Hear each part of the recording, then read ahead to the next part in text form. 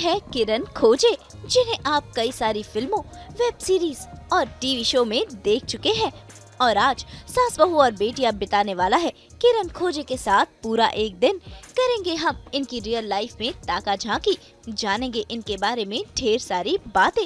वैसे आपको बता दें कि किरण खोजे फिल्म सुपर 30, हिंदी मीडियम, तलवार और कई ऐसी फिल्मों में काम कर चुकी हैं। इसके अलावा इन्होंने टीवी सीरियल इमली में भी काम किया है। सीजन 1 में ये बनी थी इमली की मम्मी मीठी, जिनसे इन्हें खासी पहचान मिली। और हाल ही में इनकी नई फिल्म रिलीज हुई है जिसका नाम है ड्राई डे। तो भाई आज किरण खोजे सास बहू और बेटिया के साथ कर रही है मस्ती भरा डे आउट, जहां आज किरण कराएंगी अपने घर की सैर, बनाएंगी एक स्पेशल डिश, देंगी मेकअप की कुछ खास टिप्स, बताएंगी अपनी फिटनेस का राज और साथ ही इनके करियर की कहानी जानेंगे इन्हीं की जुबानी। तो चलिए करते हैं किरण खोजे संग डे आउट की शुरुआत, सीधा चल के इनके घर पर। तो भाई घर पर पहुंचते ही सीधा हुई शुरुआत किरण के होम स्वीट होम की सैर करने से। किरण ने बताया कि उन्होंने अपने इस आशियाने को किस तरह से सजाया है। अक्सर स्टार की ज़िंदगी बहुत ही मेस्मराइजिंग होती है, लेकिन सास बहू और बेटिया की टीम हमेशा से आपके लिए एक्सक्लूसिव स्टोरीज लेकर आता रहा है। और आज हम आप पहुंचे हैं किरण खोजे के घर में, जिनके साथ आज हम पूरा दिन बिताने वाले हैं। किरण, बहुत ही अलग ज़िंदगी होती है स्टार्स की, जिसके बारे में लोग भी जानना चाहते हैं। प्लीज़ बताइए आज क्या क्या हम देखने वाले हैं आपकी ज़िंदगी में। रोशनी, सबसे पहले तो वेलकम, और आप सभी का वेलकम, स्वराज आपका भी। और मैं आपको एक बात बताऊं, ये सच है कि मतलब लोगों को ऐसे लगता है कि बहुत अलग ज़िंदगी होती है और कुछ अलग होता है। मैं भी एक एक्टर हूँ, लेकिन मुझे ऐसे लगता है कि अलग कुछ नहीं होता है। हाँ, थोड़ा सा एक प्रेजेंटेशन और इन सब चीज़ों में थोड़ा सा कुछ अलग हो सकता है ऐसे, लेकिन रोज़मर्रा की ज़िंदगी आप लोगों की जैसे होती है वैसे ही हम लोगों की भी होती है। दिन की शुरुआत भी वैसे ही होती है और बहुत सब्जेक्टिव होता है, इंडिविजुअल पे डिपेंड करता है। तो आज आप बहुत अलग नहीं, लेकिन शायद आपके दिन का एक पल जैसे कि मैं जीती हूँ वो शायद आपको देखने को मिलेगा। मेरा एक छोटा सा घर, जैसे कि ये आप देख सकते हैं। तो ये मेरा जो टेबल है, आते साथ तो यहाँ पे हमेशा फूल सजे रहते हैं, मुझे बहुत पसंद है। और ख़ास तौर पे रजनीगंधा का फूल, क्योंकि उसकी एक अलग महक होती है। शाम को वो ज़्यादा आती है, सुबह थोड़ी सी कम आती है, लेकिन एक बहुत हल्की हल्की सी खुशबू होती है और बहुत खुशी देती है। फिर आपको बहुत सारी किताबें दिखेंगी मेरे घर पे, जैसे आते साथ यहाँ पे कुछ किताबें हैं। और इसमें हाँ, ये किताब है, तो ये गांधी जी की कोट्स की किताबें थी, 65 कोट्स बाय गांधी। ये मैं भोपाल में शूट के लिए गई थी और तब वहाँ के क्रॉसवर्ड में मुझे ये किताब मिली थी। और ये बहुत अच्छे से कोट्स है इसमें। तो आप कभी भी ऐसे कुछ भी ऐसा लगे, थोड़ा सा डाउन फील कर रहे हो या ऐसे, यहीं पे होती है ये किताब, तो खोल के कभी भी एक कोट पढ़ लो तो अच्छा लगता है, एक तसल्ली मिलती है। और ऐसे बहुत सारी है। अच्छा, मैं महाराष्ट्रियन हूँ, तो बचपन से मेरा एजुकेशन भी पूरा मराठी मीडियम में हुआ है। तो लेकिन फिर भी सब इतनी सारी लैंग्वेजेस होती है, कभी कभी कुछ बचपन में सीखते नहीं हैं, भूल जाते हैं मस्ती करते वक्त। तो ये एक किताब है, हाँ, जिसे मराठी में है लिहूया बिनचूक मराठी। तो इसमें सारे आप देख सकते हैं, जैसे दीपक सही है, दीपक नहीं बोला जाता, आशीर्वाद कैसे लिखा जाता है। तो ये सारी चीज़ें इसमें छोटी छोटी सी हैं, ताकि भाषा आप ठीक से अपनी थोड़ी सी सरल कर सकें। तो ऐसी सारी किताबें मिलेंगी आपको। और फिर यहाँ पे भी बुक शेल्फ है, जिसमें यहाँ पे सारी मराठी किताबें हैं, यहाँ पे हिंदी की किताबें हैं, नीचे अंग्रेज़ी की किताबें हैं, एक्टिंग के ऊपर के कुछ नोट्स हैं। सॉरी, बहुत साउंड आ रहा है पीछे से कंस्ट्रक्शन का, लेकिन मैं कुछ नहीं कर सकती इसमें। और ये कुछ अवार्ड्स हैं जो शॉर्ट फिल्म्स मैंने किए थे उसके मुझे मिले हैं, उषाचा पांढऱ्या। और हाँ, और सबसे अहम चीज़ जो है वो है ये छोटी छोटी चीज़ें अगर आपको यहाँ दिखाई दे रही हैं। ये जैसे ये मास्क है फ्रोज़न का। सो ये कोविड के टाइम पे, कोरोना के टाइम पे मेरे पापा ने एक ये मास्क मुझे और एक मेरी दीदी को भेजा था अहमदनगर से। और उसके कुछ दिनों बाद उनकी कोविड की वजह से ही एक्चुअली वो चल बसे, लेकिन ये मेरे लिए हमेशा मतलब एक उनकी मेमोरी है कि उन्होंने ये भेजा था। और फिर आप देख, ये एक चीज़ है, इसको डमरू कहते हैं, और ये जो है ये दरअसल होली के वक्त होली जलाते हैं उस वक्त ये बजाते हैं, और बचपन से हम ये करते थे, तो ये भी मेरे पापा ने मुझे भेजा था और ये ऐसे बजता है, तो होली जलाने के बाद इसको ऐसे बजाते हैं। तो ये है चीज़ बचपन की याद। और ये मेरी एक दोस्त ने जब वो घूमने गई थी सी साइड, तो वहाँ से उसने समुंदर के किनारे से ये निकाले थे और ये मेरे लिए लाए थे। तो ये है, ये एक बॉटल है, वाटर बॉटल, ये इमली के टाइम पे एक फ़ैन ने भेजी थी और मैंने वो ऐसे ही संभाल के रखी, क्योंकि इसमें मेरा नाम लिखा हुआ है किरण खोजे और ये उर्दू में भी लिखा हुआ है। सो मुझे काफ़ी इंटरेस्टिंग लगा था। तो ये सब चीज़ें हैं। तो ये है छोटा सा मेरा ये, अच्छा ये देखिए, तो ये जो सूत काटने का चरखा है, इसकी भी एक स्टोरी है। तो मेरे पापा मतलब जैसे मेरे एक्टर बनने में बहुत लोगों का हाथ है। सबसे पहले मेरी माँ का, क्योंकि वो बचपन से ही मुझे ऐसे एक्स्ट्रा करिकुलर एक्टिविटीज़ में लेके जाती थी और पार्टिसिपेट करने में ये करती थी। फिर मेरे पापा, जो कि हमेशा मतलब दादा दादी सब लोग, जब से मैंने शूटिंग पे जाना शुरू किया तब मेरे पापा हमेशा मुझे कहते थे कि जब भी तुम कहीं पे भी जाओ, कहीं कौन से भी शहर गांव कहीं पे भी, वहाँ की एक याद लेके ज़रूर आना। तो जब भी मुझे मौका मिलता है तो मैं कुछ ना कुछ लेके आती हूँ। तो मैं एक मराठी फिल्म की शूटिंग करने गई थी नागपुर, और नागपुर में ये वर्धा में ग्राम सेवा है और गांधी जी का एक आश्रम है जहाँ पे सूत काता जाता है। अब आज भी सूत काटते हैं वहाँ पे, कॉटन। तो और वहाँ पे बहुत सारी ये चीज़ें हैं। तो नागपुर की याद, वर्धा की, इसलिए मैं ये सूत काटने वाला चरखा लेके आई। ये छोटा सा है लेकिन इसमें सूत काटा जा सकता है। तो बहुत इंटरेस्टिंग, और ये बहुत मेडिटेटिव चीज़ है। मतलब अगर आप बहुत केओटिक सिचुएशन में हो या आपके दिमाग में बहुत सारी चीज़ें चल रही है, तो आप एक रुई लेके अगर इसको काटने लगेंगे तो आपको बहुत फोकस करना पड़ता है और फिर आप शांत हो जाते हो। तो इस तरीके से ये है, ये भी एक अवार्ड है और ये किताबें हैं।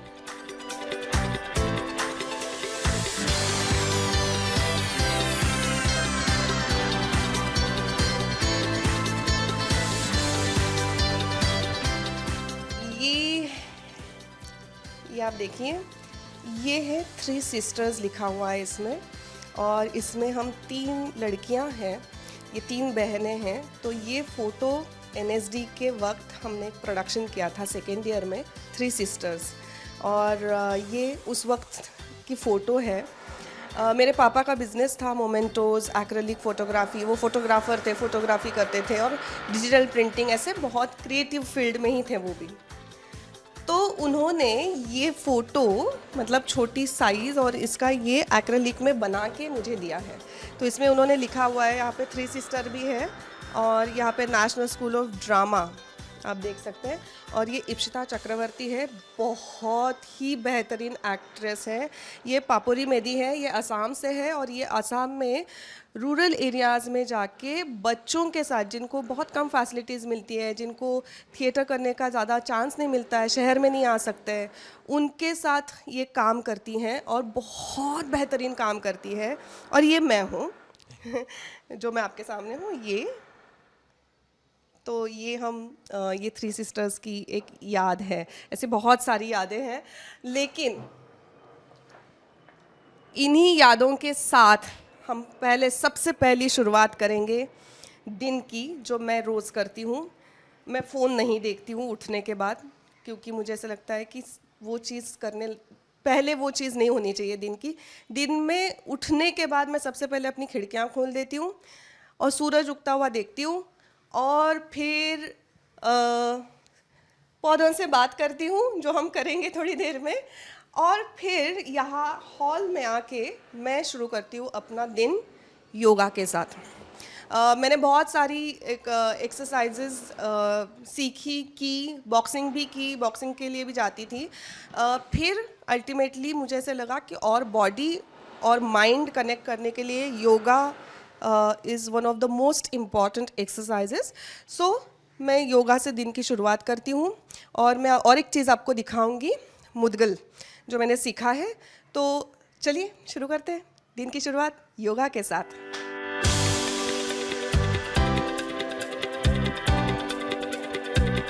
तो हम शुरू करते हैं योगा, और योगा शुरू करने से पहले सबसे पहले एक चीज़ होती है कि आप सारे दिन के जो थॉट्स हैं, प्लानिंग है, उन सबको थोड़ी देर के लिए साइड में कर दीजिए और अपने आप को ये बोलिए, मतलब ये कहना आसान है लेकिन ये अपने आप को बोलिए कि ये मेरा अपना टाइम है, ये मैं खुद के लिए दे रही हूँ वक्त या दे रहा हूँ, और अभी मैं सिर्फ जो कर रहा हूँ या कर रही हूँ उसी के बारे में सोचूंगी। तो आप फोकस कर सकते हो और थोड़ी देर के लिए सारी चिंताएं, सारे प्लानिंग छोड़ दो।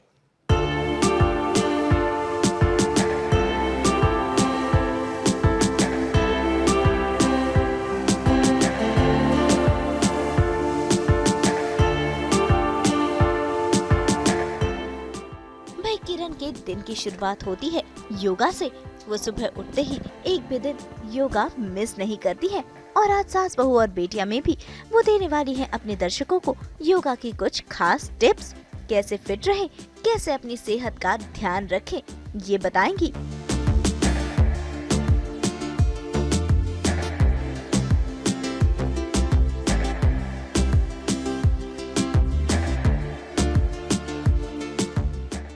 मैं आपको एक्सरसाइजेस दिखाती जाऊंगी, लेकिन हर एक आसन के बाद आपको 20 सेकंड का शवासन ज़रूर लेना है, ताकि आप नेक्स्ट आसन के लिए अपने माइंड को और बॉडी को प्रिपेयर कर सकें। ये मेरी योगा टीचर ने हमें सिखाया था। तो हर एक आसन के बाद 20 सेकंड का पॉज या शवासन जिसको हम कहते हैं, वो ज़रूर करें।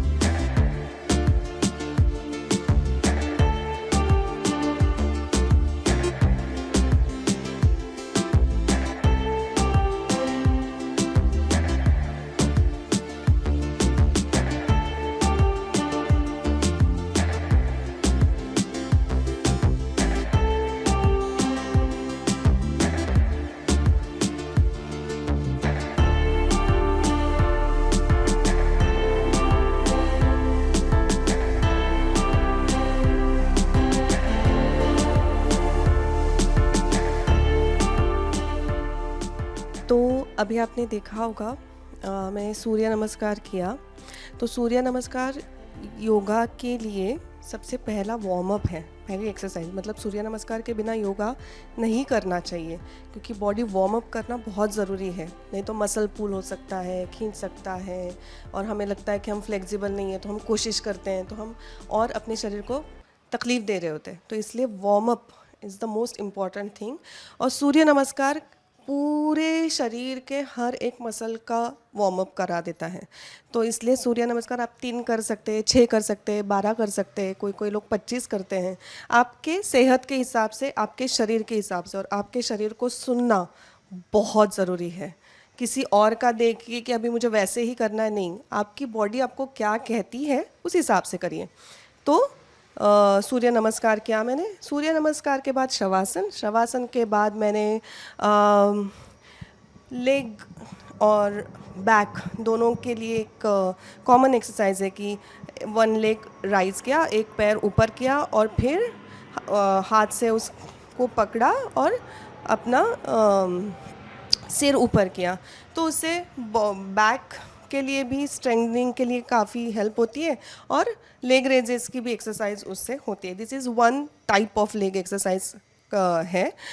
उसके बाद मैंने सर्वांगासन किया।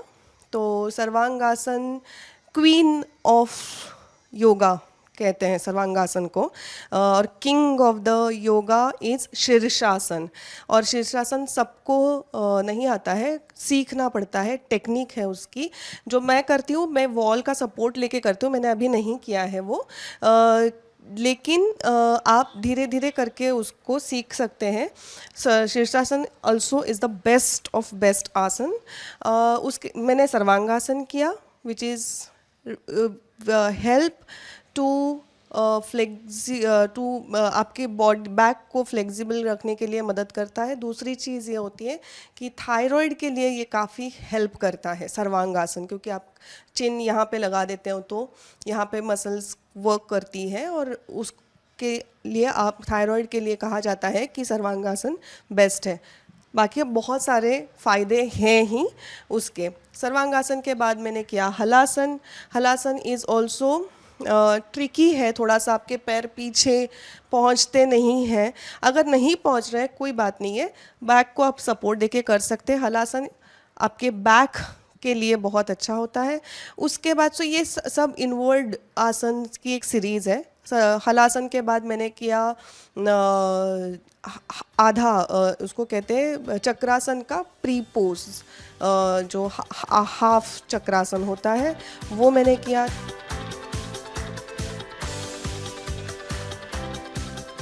ये है मुद्गल, इसको मुद्गल कहते हैं। ये लगभग मेरे ख्याल से 2.5 किलो का होना चाहिए। मैंने कभी इसको ऐसे वेट नहीं किया है। ये एक है और एक है, ऐसे 2 मुद्गल है मेरे पास। और ये इसको वुडन डम्बल्स भी कहते हैं अंग्रेज़ी में। ये हम देखते हैं ना, फिल्मों में देखा हुआ है, अखाड़े में इसका एक्सरसाइज करते हैं। ये हाथ के लिए, बैक मसल्स के लिए, नेक के लिए, काफ़ी चीज़ों के लिए काफ़ी यूज़फुल होता है, रिस्ट की स्ट्रेंथनिंग बढ़ाने के लिए। और ये मैंने लिया था, मैं गई थी बहराम बाग में, एक पुरानी फर्नीचर की मार्केट है जहाँ पे सेकेंड हैंड फर्नीचर मिलता है, बहुत खूबसूरत चीज़ें मिलती हैं वहाँ पे। तो मैं ऐसे ही घूमने गई थी और अंदर अंदर जाते देखते देखते मेरे से 2 मुद्गल वहाँ पे दिखाई दिए और मैंने फटाक से उनको उठा लिया। तो तब से ये मेरे पास है और काफ़ी मज़ेदार चीज़ है, मैं दिखाती हूँ।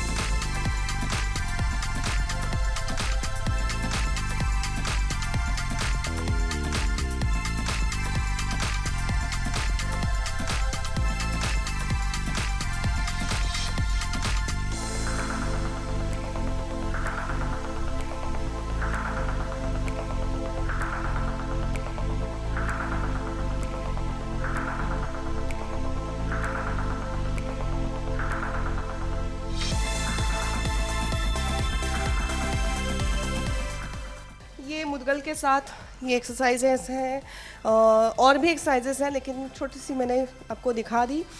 इसके लिए भी वार्म अप बहुत ज़रूरी है, स्ट्रेचिंग बहुत ज़रूरी है इसके बाद। तो ये हो गई हमारी दिन की शुरुआत। तो दिन शुरू हो चुका है, तो योगा हो गया, एक्सरसाइजेस हो गए, अब हम हो जाते हैं तैयार और बढ़ते हैं किचन की तरफ। तो भाई मॉर्निंग रूटीन हुआ कंप्लीट, अब बारी है रेडी शेडी होने की। तो आइए किरण से जानते हैं सिंपल एंड सोबर लुक की कुछ खास टिप्स, कैसे नो मेकअप लुक अपनाया जाए और कैसे सिंपल लुक में भी सुंदर दिखा जाए। तो अभी योगा के बाद मैंने चेंज कर लिया है, आप देख सकते हैं। और अब मैं आपको छोटे छोटे, मैं जो एकदम नॉमिनल मेकअप करती हूँ, क्योंकि टीवी शोज़ में, फिल्म्स में किरदार के हिसाब से आपको हेवी मेकअप करना ही पड़ता है। रोज़मर्रा की ज़िंदगी में मैं कोशिश करती हूँ कि जैसे हूँ वैसे ही रहूँ, ताकि वो भी तो दिखना चाहिए।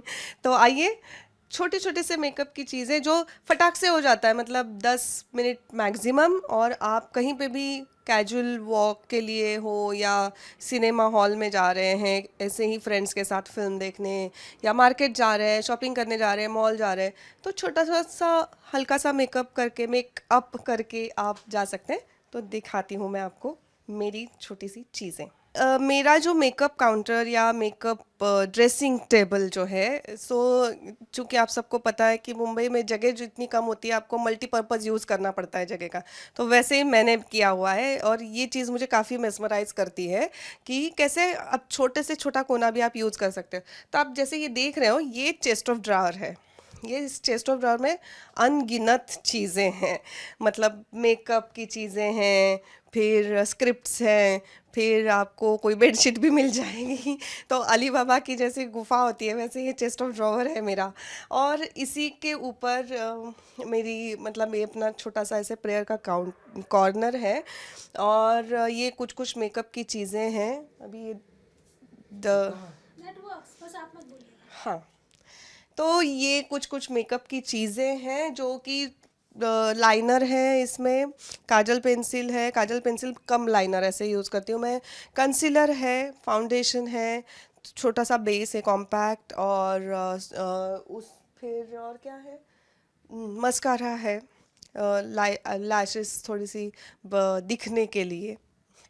तो ये सब चीज़ें हैं। ये मेरा एक वाइट बोर्ड, इसमें भी आपको अनगिनत चीज़ें दिखेंगी, जैसे कि यहाँ पे मुझे क्या करना है, कौन सी किताबें पढ़नी है, कौन सी फिल्म देखनी है। ये सारे जो क्लासिक राइटर्स हैं, मतलब पुराने राइटर्स हैं, तो इनकी किताबें मैंने पढ़ी नहीं है, तो वो नाम मैं भूल ना जाऊँ, इसलिए वो है। ये जो है, ये ऐसा है कि हमेशा आपको याद दिलाता है कि फोकस, चाहे कुछ भी हो जाए, थोड़ा सा अपने आप अंदर फोकस करो तो चीज़ें हो जाएंगी। मायूस होने की ज़रूरत नहीं है। इसलिए कभी दुविधा हो जाती है कौन सा डिसीजन ले, कौन सा निर्णय ले, तो इसलिए ये लिखा हुआ है फॉलो योर हार्ट। तो ये सब चीज़ें जो है, ये हमें पता होती है, लेकिन अपने आप को रिमाइंडर देने की बहुत ज़रूरी होती है। तो चलिए अभी हम करते हैं मेकअप।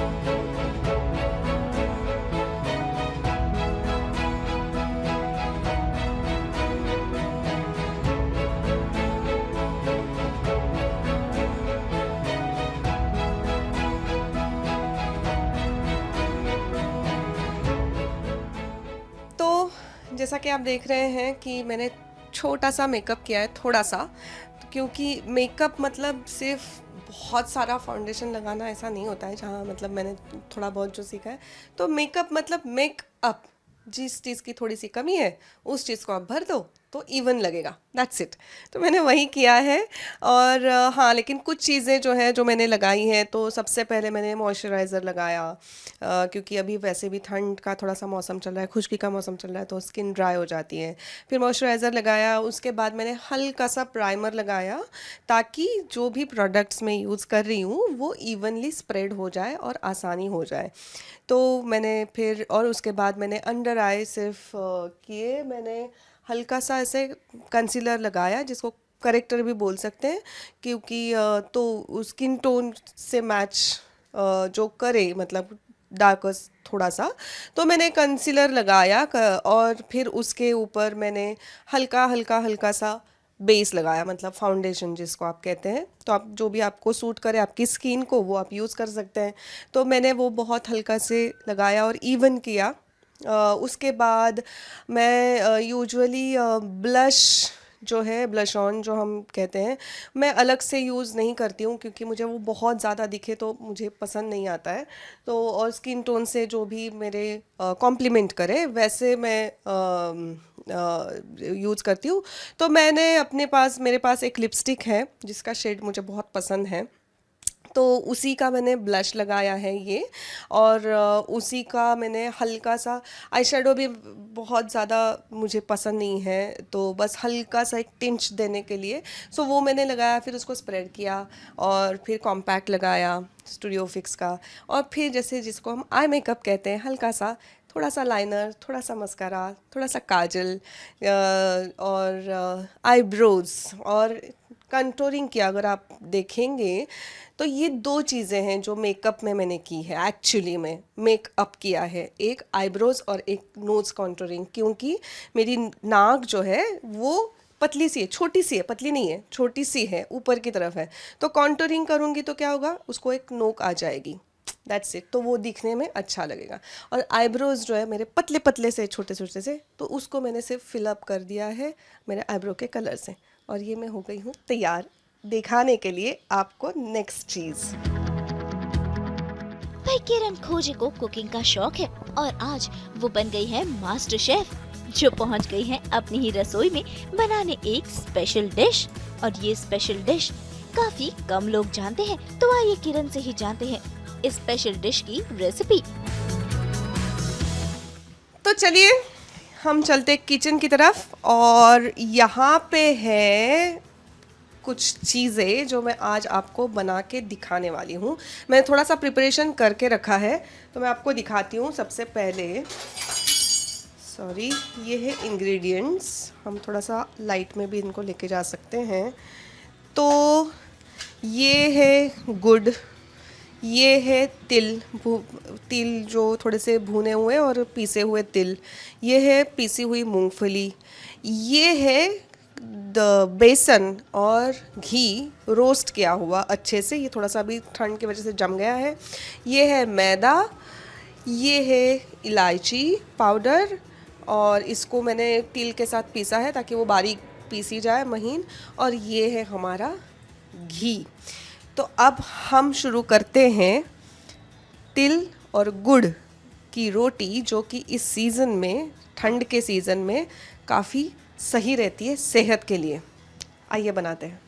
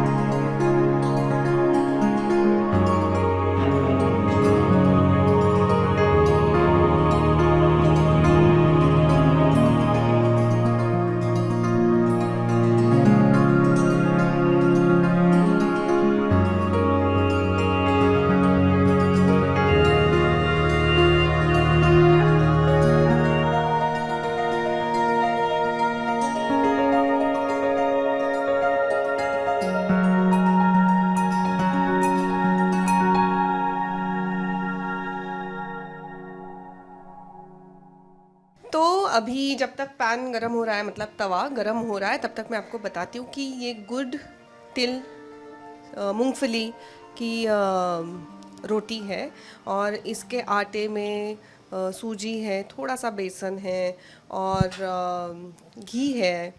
तो ये सब चीज़ें क्यों ज़रूरी है? क्योंकि सर्दियों में हमें इन सब चीज़ों की बहुत ज़रूरी होती है, क्योंकि जैसे गुड़ की तासीर गर्म कहीं जाती है, तिल की तासीर गर्म कहीं जाती है, और तिल में तेल भी होता है, और घी भी ज़रूरी है।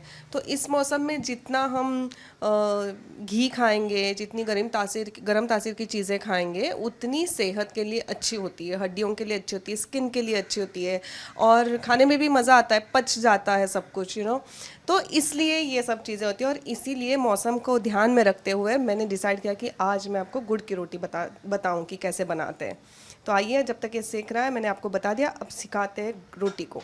गुड़ की रोटी बनाने के लिए गुड़ बनाना पड़ता है, मतलब गुड़ जो बना हुआ होता है उसमें तरह तरह की चीज़ें डालनी होती है, जैसे कि मैंने पहले आपको दिखाया था।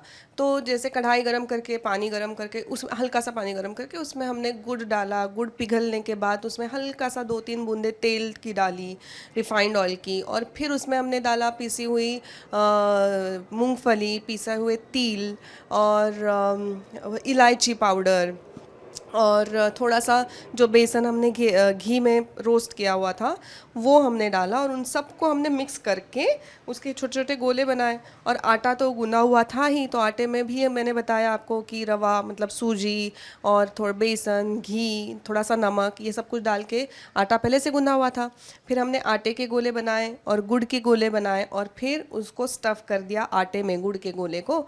उसकी बनाई ऐसी रोटियाँ, ऐसी ये रोटियां बनाई हमने, और फिर हम इसको अभी सेकेंगे।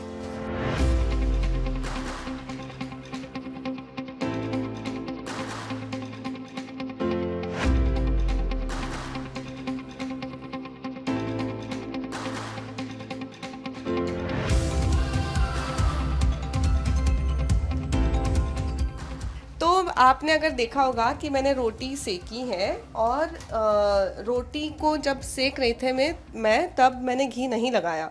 जब मैंने रोटी तवे पर से उतारी उसके बाद मैंने ऊपर से घी लगाया। क्यों? क्योंकि अगर आप, एक तो ये गुड़ की रोटियां आप स्टोर करके रख सकते हैं, आप 4-5 दिन तक खा सकते हैं इसको, और आपके वहाँ के मौसम के हिसाब से। और तो इसलिए जब आप स्टोर करके रखोगे, आप तवे पे ही अगर इसको घी लगाओगे, जैसे हम पराठे को लगाते हैं तो वो घी जल जाता है ना, तो उसकी स्मेल एक आती है, तो वो रोटी को रह सकती है, वो ना रहे इसलिए हम पहले सिर्फ सूखी रोटी ऐसे ही इसको भून रहे, मतलब सेंक रहे हैं, और फिर हम इसको घी लगाएंगे। और मैंने इसको जाली पे इसलिए रखा है ताकि एक के ऊपर एक रखने से इसको पसीना ना आ जाए, ये हवा से ये वैसे ही रहे, इसको पानी ना लगे, इसलिए। ये देखिए अच्छे से दोनों तरफ से बन गई है, और ये रही हमारी गुड़ की रोटी। इस पर लगाएंगे हम अच्छे से घी।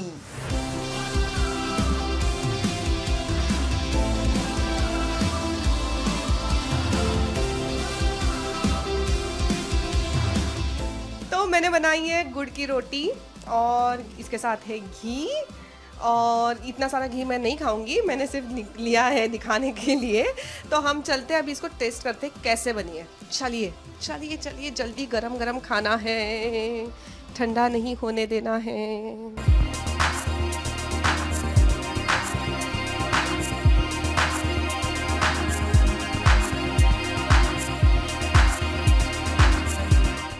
बना के देखिएगा, आप ऑनलाइन भी इसकी रेसिपी चेक कर सकते हो, बहुत सारी रेसिपीज़ हैं, और इसको इसी मौसम में खाना है। गर्मियों में आप इसको नहीं खा सकते हैं क्योंकि ये गर्म होता है थोड़ा सा। तो देखा आपने, किरण ने बनाई कितनी यमी डिश और खुद ही उस डिश को किया एंजॉय। अब बारी है किरण के सफरनामे को जानने की, कैसे उन्होंने अपने करियर की शुरुआत की। मेरा जन्म अहमदनगर में हुआ, जो कि पूना के पास है, महाराष्ट्र में, और फिर वहाँ पे ही मेरी स्कूलिंग हो गई, कॉलेज तक। मैं मराठी मीडियम में मैंने मेरी एजुकेशन ली और पढ़ाई की पूरी। फिर कॉलेज में जब मैं स्कूल में थी तभी मैंने नाटक में काम करना शुरू किया था, थिएटर, एमेच्योर थिएटर करना शुरू कर दिया था। और कहीं मैंने पढ़ा था कि दिल्ली में एक कोई इंस्टीट्यूट है जहाँ पे एक्टिंग सिखाई जाती है। तो फिर मुझे लगा कि मुझे जाना चाहिए, तो मैंने थोड़ी जानकारी ली। तो उसके लिए ग्रेजुएशन ज़रूरी था, तो फिर मैंने ग्रेजुएशन कंप्लीट किया और मैं दिल्ली चली गई एक्टिंग में पढ़ाई करने के लिए, नेशनल स्कूल ऑफ ड्रामा। और उसके बाद मैं मुंबई आई, और मुंबई आने के बाद जैसे सब लोगों के साथ होता है वैसे मेरे साथ भी हुआ, तुरंत काम मिलना नहीं मिला।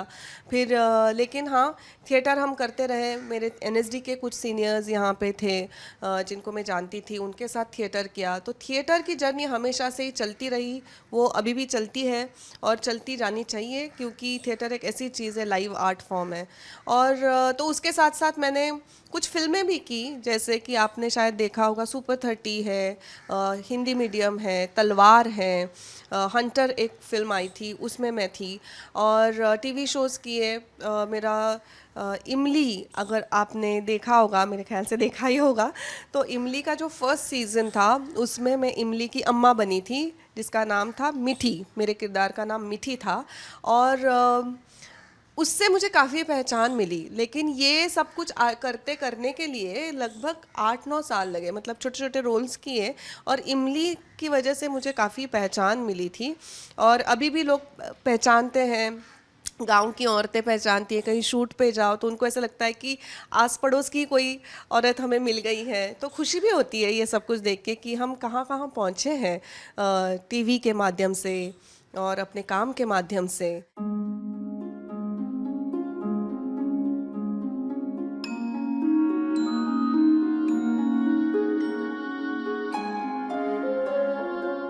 यूजुअली मैं मतलब कुकिंग तो पसंद है ही, लेकिन पढ़ना भी पसंद है। मेरे पास एक किताब है, चुनी हुई कविताएं अज्ञेय जी की। तो उसमें से मैं आपको एक छोटी सी कविता पढ़ के सुनाती हूँ, क्योंकि आज आप मेरे घर आए हैं।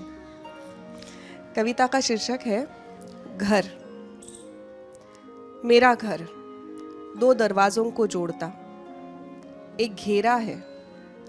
मेरा घर 2 दरवाज़ों के बीच है। उसमें किधर से भी झांको तुम दरवाजे से बाहर देख रहे होगे। तुम्हें पार का दृश्य दिख जाएगा, घर नहीं दिखेगा। मैं ही मेरा घर हूँ। मेरे घर में कोई नहीं रहता। मैं भी क्या मेरे घर में रहता हूँ? मेरे घर में जिधर से भी झांको। तुम्हारा घर वहाँ है जहाँ सड़क समाप्त होती है। तुम्हारा घर वहाँ है जहाँ सड़क समाप्त होती है। पर मुझे जब सड़क पर चलते ही जाना है, तब वो समाप्त कहाँ होती है?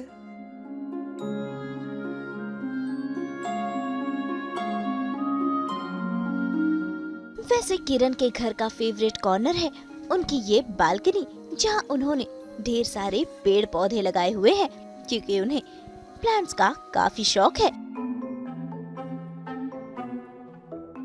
ये मेरी छोटी सी बालकनी है, मतलब एक विंडो है जिसमें मैंने कुछ थोड़े बहुत पौधे लगाए हैं। तो इसमें तुलसी है। अभी मौसम थोड़ा सा ऐसा है तो इसलिए वो थोड़ी सी सूखी सी लग रही है, लेकिन ये तुलसी का पौधा है। ये तुलसी मैं मेरी माँ के बर्थ एनिवर्सरी पे लगाती हूँ हर साल, क्योंकि साल में मतलब वो 2-4 पौधे हो ही जाते हैं। तो ये वो तुलसी है। ये पौधा भी ये मेरे होम टाउन से हमने लाया हुआ था मेरी माँ के याद में। और ये इसके फूल आते हैं तो बहुत खुशी हो जाती है। तो इसको एडिनियम कहते हैं। ये एक है, ये मिर्ची का पौधा है, और अगर आप देखोगे तो इसको कई सारी मिर्चियाँ लगी हुई हैं, और ये गमले में लगाया हुआ है, और इसको 1 साल बाद मिर्चियाँ आई हैं। तो 1 साल इंतज़ार करना पड़ा। तो इंतज़ार और पेशेंस सबसे अहम चीज़ है जो हमें नेचर सिखाती है, क्योंकि 1 साल में पहले कुछ भी नहीं था, ऐसे ही पौधे बढ़ जाते थे और रह जाता था, मिर्ची नहीं थी, फूल नहीं था। लेकिन अभी देखिए आप, 1, 2, ये देखिए 3, 4, 5, उधर भी है 6, 7, 8, ऐसे बहुत सारी मिर्चें आज मैं तोड़ने वाली हूँ आपके लिए। और ये मोगरा है, ये मनी प्लांट मैंने लगाया था। ये इमली के जो फैंस हमें गिफ्ट्स भेजते थे, उस गिफ्ट्स में ये मनी प्लांट था। तो इसका एक हिस्सा मैंने यहाँ लगाया, उसको 2 कर दिए, और एक मैंने मेरी पीछे वाली विंडो में लगाया। तो इतना खूबसूरत है ये, और इतना देखिए कितना अच्छे से ये बढ़ गया है। तो ये इमली की याद जो है तरोताज़ा हमेशा मेरे साथ रहती है। फिर ये मोगरा है, ये नींबू है, नींबू का पौधा, वो पाम ट्री है, और ये बोगनवेला है। अभी उसके फूल नहीं दिख रहे, अभी इसको 1 हफ्ता लगेगा, फिर फूल आएंगे। एकदम बारीक बारीक उसके पत्ते हैं। आइए हम तोड़ते हैं मिर्चियाँ।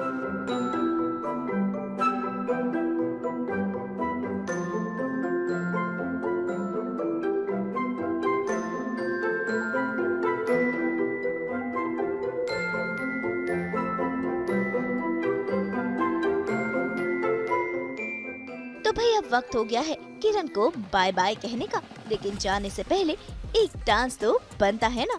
इसी के साथ जाते जाते किरण ने हमें बताए उनके अपकमिंग प्रोजेक्ट्स के बारे में भी।